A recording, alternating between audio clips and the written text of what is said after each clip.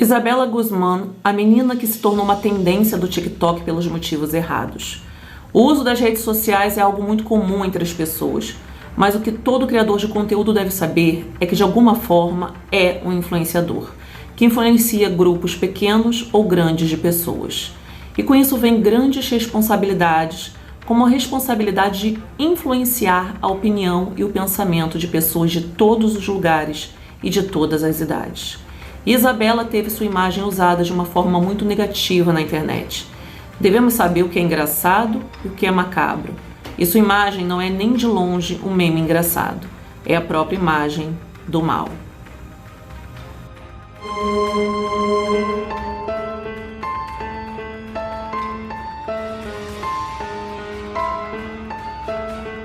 Sejam bem-vindos ao nosso canal Serial Crimes. Eu sou Daniele Vendramini e hoje trouxe um caso que envolve morte, internet e TikTok. Quem nunca viu o rosto de deboche dessa menina chamada Isabela Guzmán, que teve seu vídeo viralizado no TikTok? Ela estava presa por um crime obscuro, mas mesmo assim se tornou a sensação da internet pelo desprezo que mostrou por tal crime. E se você já se interessou por esse caso e quer saber qual crime que ela cometeu, a razão de ter reagido desta forma e a sua punição, já vai deixando aqui seu like e se inscrevendo no canal, porque todas as sextas-feiras trago histórias como essa para você. E agora nós vamos ao caso. Isabela Yumi Guzmán sempre teve problemas de comportamento desde sua infância, porém as pessoas que a conheciam a descreviam como uma menina de bom coração.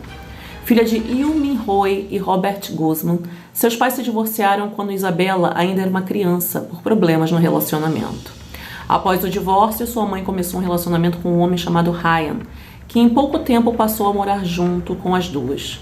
Isabela, que era uma menina doce, começou a apresentar um comportamento revoltado após o divórcio dos pais e com a chegada desse novo namorado na vida de sua mãe. O comportamento da menina foi piorando e aos 7 anos de idade, a mãe dela enviou para morar com o pai por um tempo, mas não durou muito.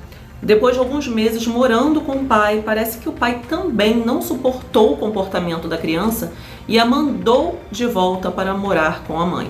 Os pais não sabiam o que fazer com Isabela. Eles não conseguiam domar o comportamento da menina e ela não parecia querer mudar.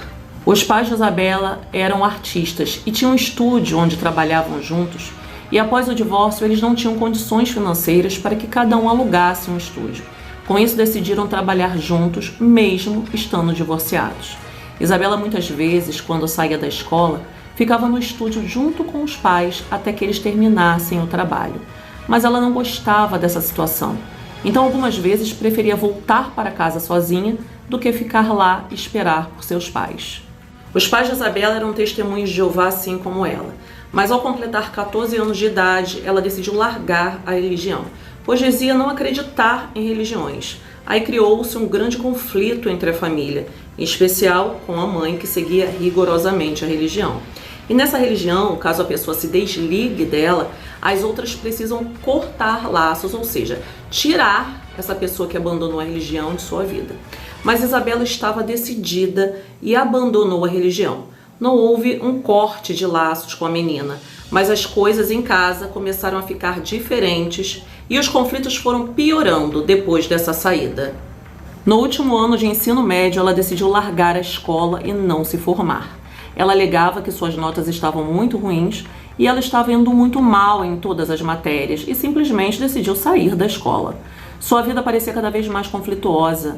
Ela não aceitava os pais não ganharem bem o suficiente para dar a ela as coisas que ela queria, como um iPhone novo e outras coisas que ela exigia. Isso fazia crescer a raiva que ela tinha internamente.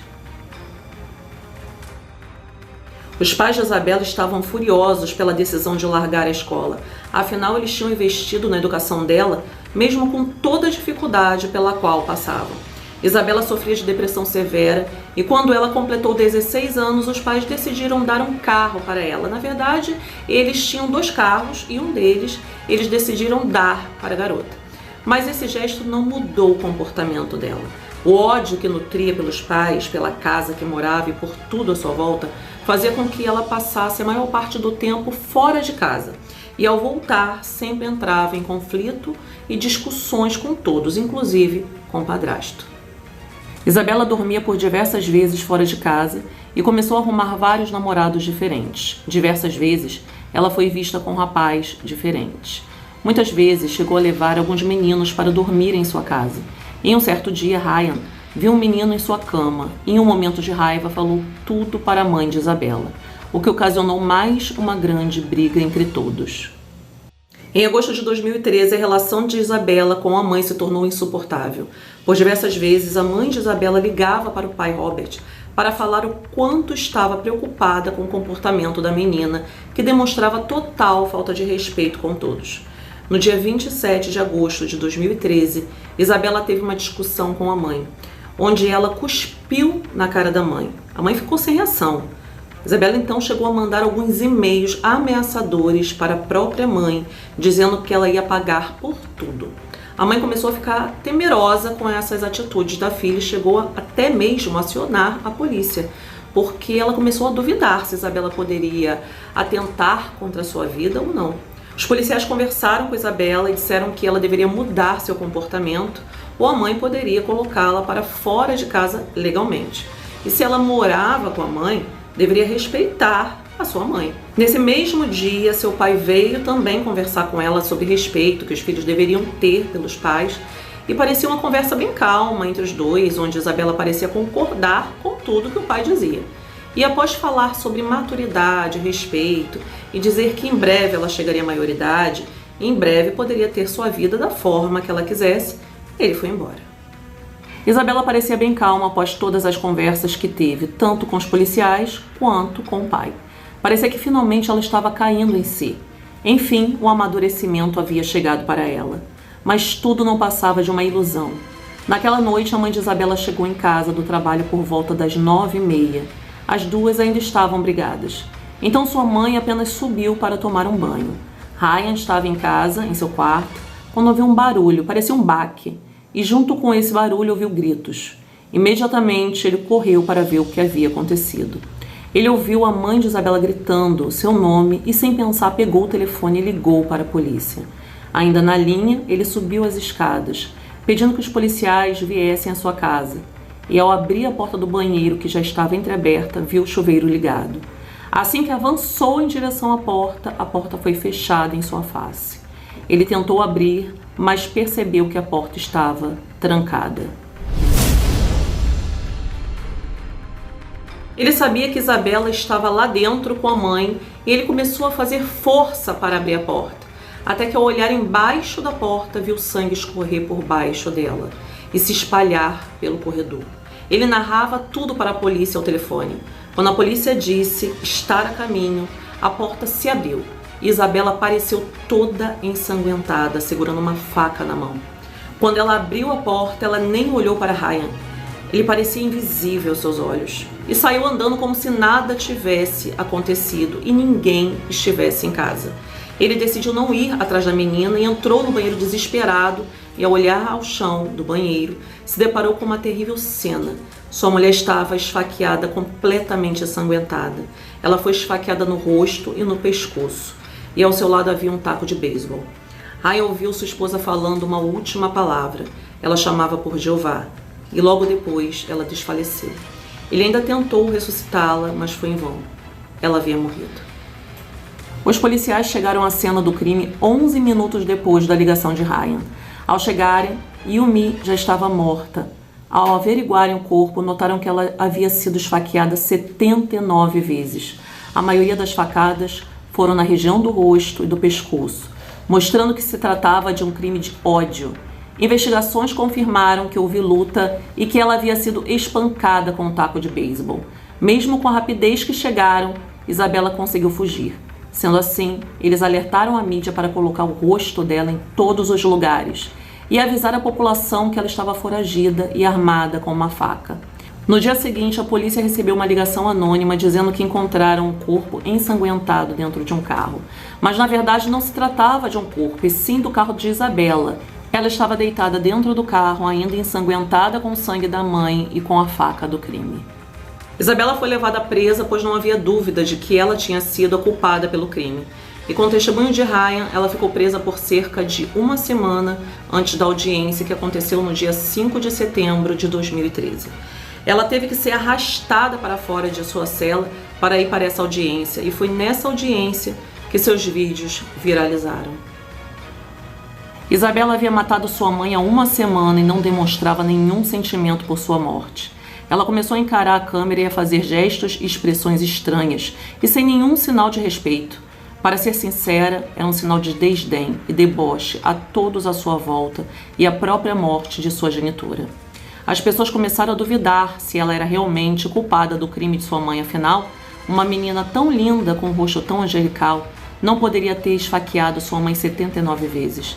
Seus gestos se tornaram memes e muitos queriam imitar aquilo que parecia ter se tornado viral. A expressão facial dela foi imitada por várias pessoas como se fosse algo divertido. O assassinato da própria mãe e o desprezo por isso se tornou algo adorado nas trends e copiado pelos tiktokers. A defesa de Isabela alegava insanidade. Ela já havia passado por análise psicológica antes, que dizia que ela tinha esquizofrenia e sofria de depressão. Um médico testemunhou nessa audiência dizendo que ela sofria de delírios durante anos e, de acordo com a Isabela, ela nem tinha percebido que estava esfaqueando a sua mãe. Ela também disse que ao invés da mãe, ela pensava estar esfaqueando uma mulher chamada Cecília e ela precisava matá-la para poder salvar o mundo. De acordo com alguns relatos, ela já chamava a própria mãe de Cecília há algum tempo e ninguém entendia o porquê. O juiz aceitou a declaração de inocência por motivo de insanidade de Isabela.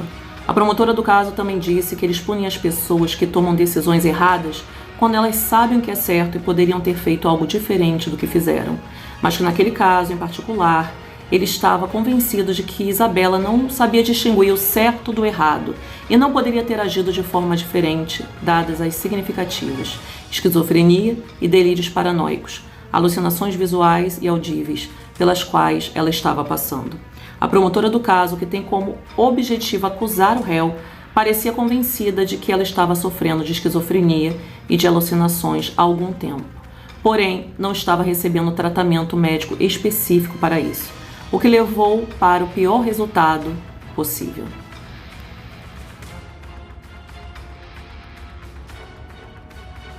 Isabela foi enviada para o Instituto de Saúde Mental de Colorado, em Pueblo, por tempo indeterminado até que não seja um perigo para ela mesma e nem para a sociedade. Isabela conseguiu um grande número de fãs online após repercussão de seus vídeos.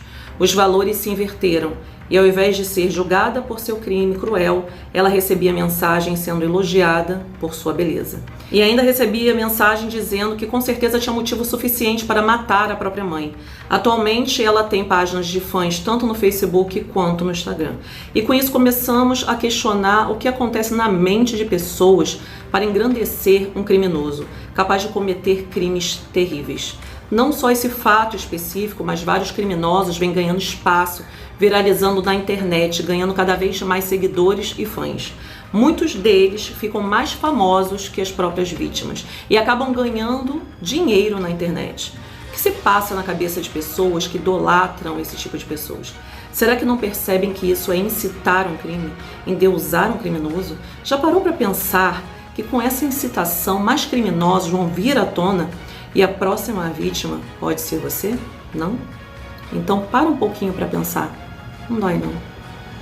Enquanto isso, Isabela continuou na instituição de saúde mental, medicada e se submetendo a terapias específicas. Em novembro de 2020, ela pediu a libertação para o tribunal, alegando que ela já estava curada e que ela não precisava mais de tratamento. E fez um depoimento por vídeo falando o lado dela da história. E nesse depoimento, ela disse que ela foi abusada por anos pela própria família, mas isso nunca foi confirmado. Em seu depoimento, Isabela diz que se pudesse mudar o que fez com sua mãe, ela mudaria, o que deu a entender que ela está melhorando. A medicação para a esquizofrenia parece estar funcionando. Ela se mostra totalmente arrependida pelo que fez, mas que infelizmente não pode reverter a situação. Bem, pessoal, esse foi nosso caso de hoje. Na verdade, eu preciso da sua opinião sobre esse caso. Fala pra mim, gente, porque eu não sei se quero expressar minha opinião aqui, porque talvez pela revolta que esse caso aflorou dentro de mim, eu possa ser injusta em minha opinião. Pois a esquizofrenia é realmente uma doença séria, controlada apenas com medicamentos. Mas eu fico pensando como durante uma vida inteira os pais dessa menina não perceberam em nenhum momento a tal doença que é tão detectável em qualquer fase da vida. Pois quem tem esquizofrenia ou possui algum conhecido que possui essa condição, sabe que sem medicamento adequado é impossível controlá-la. E de repente surge um diagnóstico depois de um assassinato? Bem, eu não estou aqui para julgar, não sou psiquiatra para saber e muito menos sei o que a mente de uma pessoa criminosa esconde. Então, não quero pontuar nada dessa vez, porque quando o assassino é réu confesso, tudo bem, mas quando há uma condição psiquiátrica ou ele se utiliza de tal condição para manipular a todos, afinal ainda há uma beleza inocente para ajudar, então não há como saber o que é real ou não. É isso, pessoal, vou ficando por aqui, mais uma vez agradecendo a todos por terem assistido até o final do vídeo e convidando a voltar aqui na próxima sexta para mais um caso espantoso do nosso canal. Muito obrigada a todos e uma ótima semana.